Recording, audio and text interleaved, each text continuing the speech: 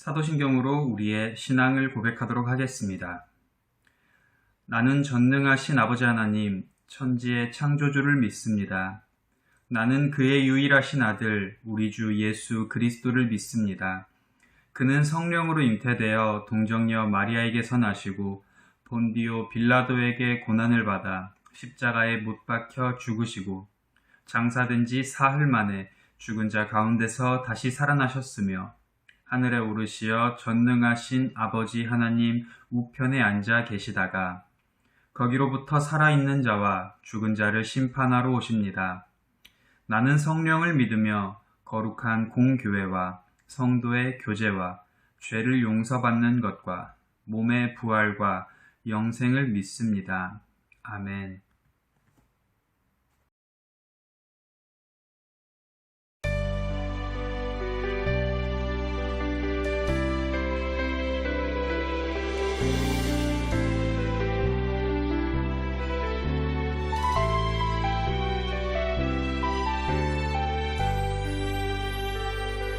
오소서 주님, 나의 마음은 선한 것 하나 없습니다. 그러나 내 모든 것 주께 드립니다. 사랑으로 안으시고 날 새롭게 하소서. 주님 마음 내게 주소서. 내 아버지 주님 마음 내게 주소서. 너를 향하신 주님의 뜻이 이루어지도록 주님 마음 내게 주소서.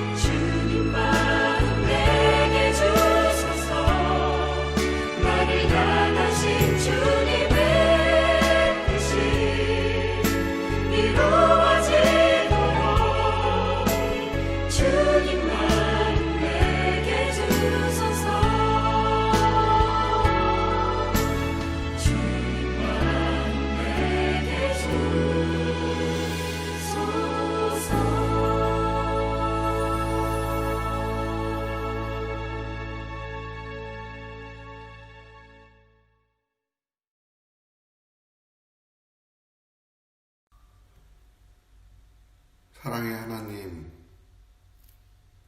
저희를 이 땅에 창조하시고 우리를 정말로 사랑하시는 하나님께 감사를 드립니다. 우리가 하나님을 알기 전에 하나님께서 우리를 아시고 우리를 사랑하시고 우리를 당신의 생명처럼 사랑하시는 하나님께 더욱더 감사를 드립니다. 바라옵기는 우리를 사랑하시는 목숨까지 주신 부활하신 예수 그리스도를 우리 친구들이 만나기를 원합니다. 하나님을 만나고 하나님의 사랑을 알고 우리의 삶이 그 사랑에 감격하여 풍성해지기를 원합니다.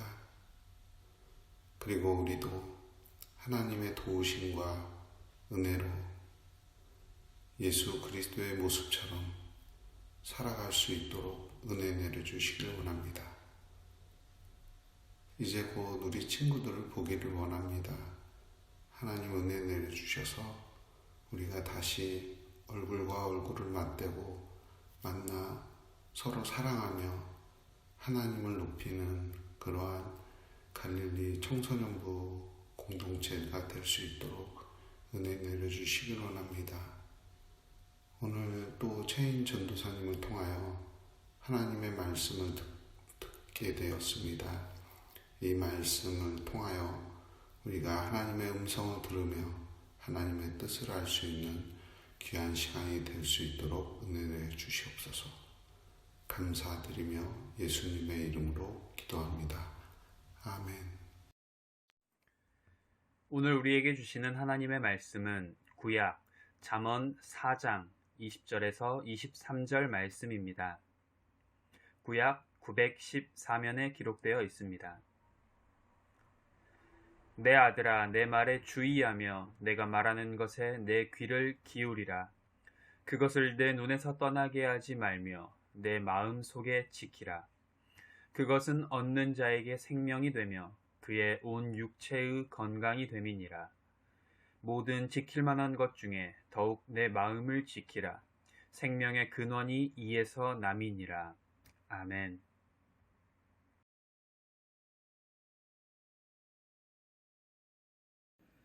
다산 정약용 선생이 쓴 신경이라는 책을 보면 이런 이야기가 있습니다.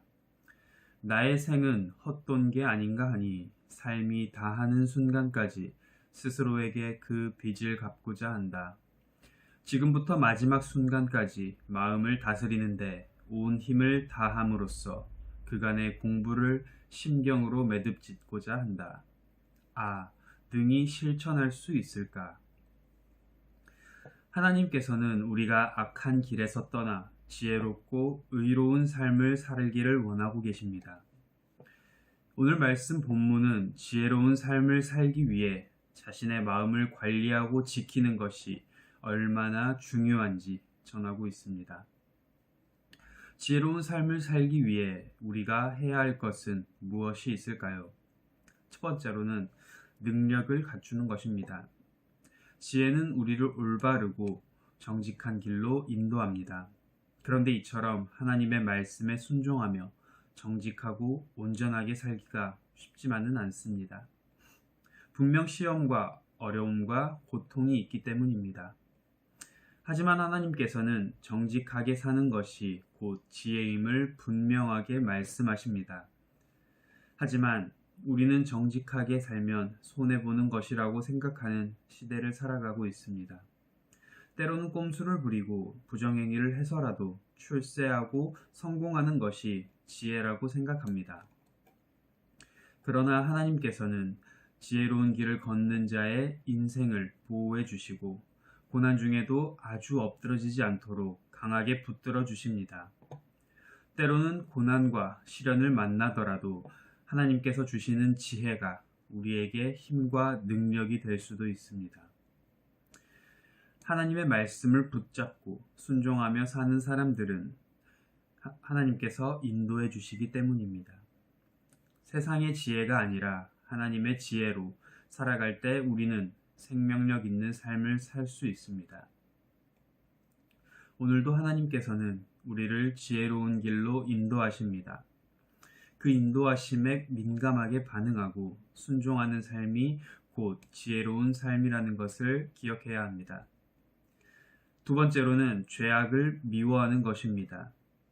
불신앙의 사람들은 지혜를 멸시하며 의도적으로 악을 저지르며 죄악의 길로 다닙니다.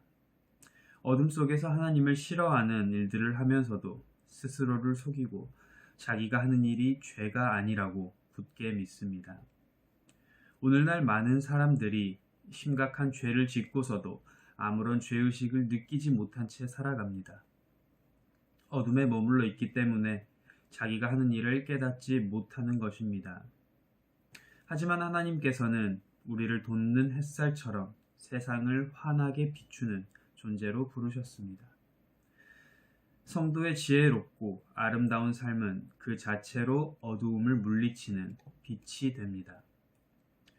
거룩하고 순결한 모습으로 믿음의 길을 걸어가고자 하는 사람은 언제나 하나님의 말씀과 훈계를 마음에 새기고 순종하며 살 수 있도록 늘 깨어 은혜를 구해야 합니다.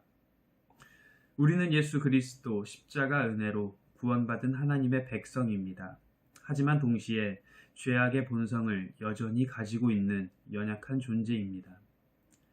그러므로 죄악으로 이끄는 길이라면 그 근처에도 다가가지 말고 우선 피하는 것이 지혜입니다. 성령님께서 주시는 영적 민감함을 가지고 무엇이 선하고 무엇이 악한지 분별하면서 항상 주님께서 기뻐하시는 길을 선택하며 지혜의 말씀을 붙들고 살아가야 합니다. 세 번째로는 마음을 견고히 지키는 것입니다.